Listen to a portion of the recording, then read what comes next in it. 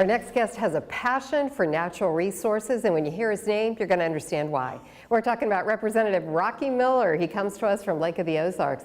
I'm Jill Jensen, and we are in the Truman Library. Isn't it beautiful? It is. This is great. Actually, the biography of Truman was one of the first 5 books that I was told/forced to read prior to taking office a couple of years ago. They said you have to read about Truman. And I had heard about Truman, but I'd never read about him, and it was fascinating. It was really good. Well, I alluded to your name being perfect for what you do. You know, you come from the Lake of the Ozarks, you have the beautiful, Rocky Missouri Mountains, or Missouri Mountains, depending on which side of the line. Yes.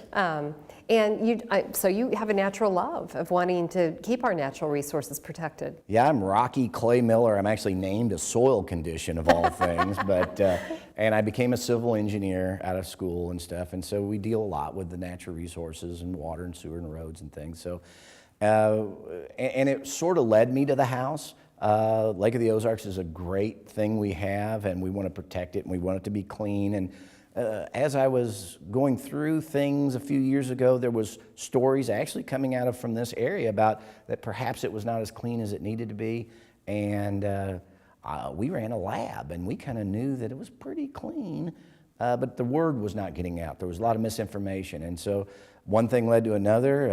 I got a little mad and ended up running for office, and boom, here I am. Yeah, because those kind of perceptions can be the reality, and that can have a really negative trickle down when it comes to people coming to your lake. If it's a dirty lake, people don't want to go. You bet. And so we went ahead and we were proactive. We should have been, we were reactive. We should have been more proactive, but we went to look at all the data, and then we ended up having the most tested lake in the Midwest. What we found out is our lake is shockingly clean.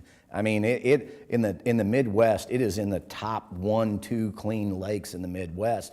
It's just that we had a couple of beaches that were getting tested high for some things that were really out of our control or things that we had to control, and so we took care of it, and now I think we're on the mend. There hasn't been any bad press in the last couple of years, so I think we're okay. So you have legislation that you're submitting this year? Yeah, what we've got is we've got Waters of the U.S. It sort of fell to me, being an environmental engineer. I had a lot of my friends come to me and say, hey, this new rulemaking coming out from the federal government is really confusing, and we don't understand it.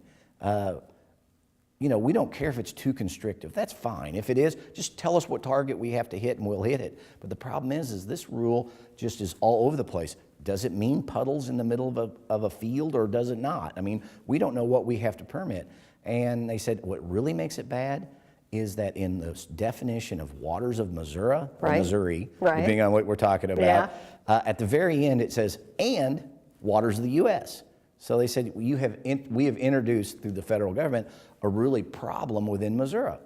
And so I went to redefine it and ended up giving up. To be honest, I gave up. I just said, I don't know how to define what they're trying to get at in waters of the U.S. Finally, somebody came to me and said, just take it off. So you want to talk about a simple bill? Right. It just brackets out and the waters of the U.S., 5 words at the end of the definition. And I thought, well, we'll see what kind of trouble this causes. Right. So went to the Department of Natural Resources and said, what does this change? And they go, and after a lot of thinking, because they were looking hard, they wanted to find something, they go, nothing. Awesome. Doesn't change anything.